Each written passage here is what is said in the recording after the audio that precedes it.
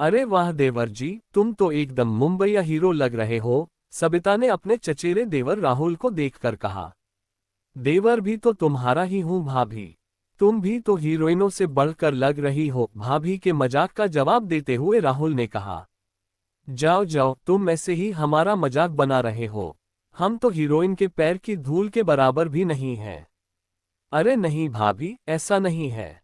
हीरोइनें तो मेकअप करके सुंदर दिखती हैं, तुम तो ऐसे ही सुंदर हो। अच्छा तो किसी दिन अकेले में मिलते हैं, कहकर सबिता चली गई। इस बातचीत के बाद राहुल के तनमन के तार झंझना गए। वह सबिता से अकेले में मिलने के सपने देखने लगा। नाजायज संबंध अपनी कीमत वसूल करते हैं। ये बात लखनऊ के माल थाना इलाके के नबी पनाह गांव में रहने वाले राहुल को देर से समझ आई। राहुल मुंबई में रहकर फुटकर सामान बेचने का काम करता था। उसके पिता देवेंद्र प्रताप सिंह किसान थे। गांव में साधारण सा घर होने के चलते रकमाई करने मुंबई चला गया था। 4 जून 2016 को वह घर वापस आया था। राहुल को गांव का माहौल अपना सा लगता था।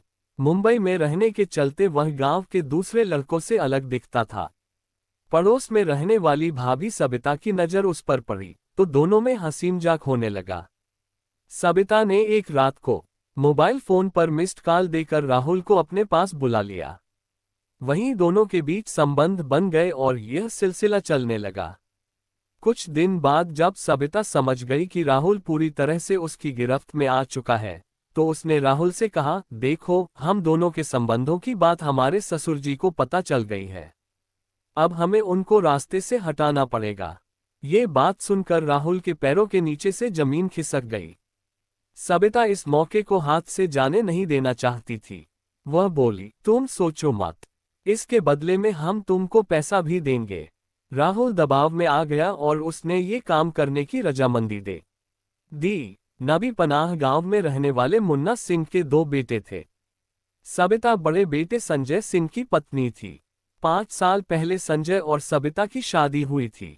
सबिता उत्तर प्रदेश के रायबरेली जिले के महाराजगंज थाना इलाके के मांझ गांव की रहने वाली थी। ससुराल आकर सबिता को पति संजय से ज्यादा देवर रणविजय अच्छा लगने लगा था। उसने उसके साथ संबंध बना लिए थे। दरअसल सबिता ससुराल की जायदाद पर अकेले ही कब्जा करना चाहती थी। उसने यही सोचकर रणविजय से संबंध बनाए थे। वह नहीं चाहती थी कि उसके देवर की शादी हो। इधर सबिता और रणविजय के संबंधों का पता ससुर मुन्ना सिंह और पति संजय सिंह को लग चुका था। वे लोग सोच रहे थे कि अगर रणविजय की शादी हो जाए तो सबिता की हरकतों को रोका जा सकता है। सबिता नहीं चाहती थी कि रणविजय की शादी हो, वो उसकी पत्नी और बच्चे इस जायदाद में हिस्सा लें। लखनऊ का माल थाना इलाका आम के बागों के लिए मशहूर है। यहाँ जमीन की कीमत बहुत ज्यादा है। सबिता के ससुर के पास करोड़ों की जमीन थी। सबिता को पता था कि ससुर मुन्ना सिंह को रास्ते से हटाने के काम में देवर रणविजय उसका साथ नहीं देगा, इसलिए उसने अपने चचेरे देवर राहुल को अपने जाल में फांस लिया। 12 जून 2016 की रात मुन्ना सिंह आम की फसल बेचकर अपने घर आए। इसके बाद खाना खाकर वे आम के बाग में सोने चले गए।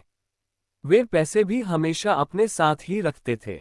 सबिता ने ससुर मुन्ना सिंह के जाते ही पति संजय और देवर रणविजय को खाना खिलाकर सोने भेज दिया। जब सभी सो गए तो सबिता ने राहुल को फोन करके गांव के बाहर बुला लिया। राहुल ने अपने साथ राघवेंद्र को भी ले लिया था। वे तीनों एक जगह मिले और फिर उन्होंने मुन्ना सिंह को मारने की योजना बना ली। उन तीनों ने दबे पैर पहुंचकर मुन्ना सिंह को दबोचने से पहले चेहरे पर कंबल डाल दिया। सबिता ने उनके पैर पकड़ लिए और राहुल व राघवेंद्र ने उनको काबू में कर लिया। जान बचाते समय मुन्ना सिंह चारपाई से नीचे गिर गए। वहीं पर उन दोनों ने गमछे से गला दबाकर उनकी हत्या कर दी। मुन्ना सिंह की जेब में 9,200 रुपये मिले। राहुल ने 4,500 रुपये राघवेंद्र को दे दिए। इसके बाद वे तीनों अपने अपने घर चले गए। सुबह पूरे गांव में मुन्ना सिंह की हत्या की खबर फैल गई। उनके बेटे संजय और रणविजय ने माल थाने में हत्या का मुकदमा दर्ज कराया। एसओ माल विनय कुमार सिंह ने मामले की जांच शुरू की। पुलिस ने हत्या में जायदाद को वजह मानकर अपनी खोजबीन शुरू की। मुन्ना सिंह की बहू सबिता पुलिस को बार बार गुमराह करने की कोशिश कर रही थी।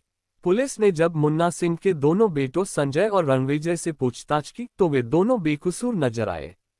इस बीच गांव में ये पता चला कि सबिता के अपने देवर रणविजय से नाजायज संबंध हैं।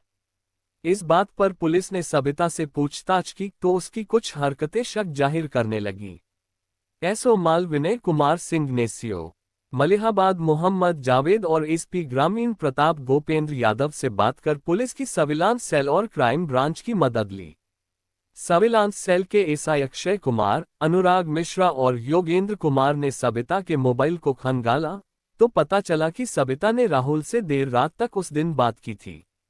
पुलिस ने राहुल का फोन देखा तो उसमें राघवेंद्र का नंबर मिला। इसके बाद पुलिस ने राघवेंद्र, राहुल और सबिता से अलग अलग बात की। सबिता अपने देवर रणविजय को हत्या के मामले में फंसाना चाहती थी। वह पुलिस को बता रही थी कि राहुल का फोन उसके देवर रणविजय के मोबाइल पर आ रहा था। सबिता सोच रही थी कि पुलिस हत्या के मामले में देवर रणविजय को जेल भेज दे तो वह अकेली पूरी जायदाद की मालकिन बन जाएगी, पर पुलिस को सच का पता चल चुका था। पुलिस ने तीनों को साथ बिठाया तो सब ने अपना जुर्म कबूल कर लिया। 14 जून 2016 को पुलिस ने राघवेंद्र, राहुल और सबिता को मजिस्ट्रेट के सामने पेश किया। वहां से उन तीनों को जेल भेज दिया गया। सबिता अपने साथ 1.5 साल बेटे को जेल ले गई। उसकी 4 साल की बेटी को पिता संजय ने अपने पास रख लिया। जेल जाते समय सबिता के चेहरे पर कोई शिकन नहीं थी। वह राहुल और राघवेंद्र पर इस बात से नाराज थी कि उन लोगों ने ये क्यों बताया कि हत्या करते समय उसने ससुर मुन्ना सिंह के पैर पकड़ रखे थे।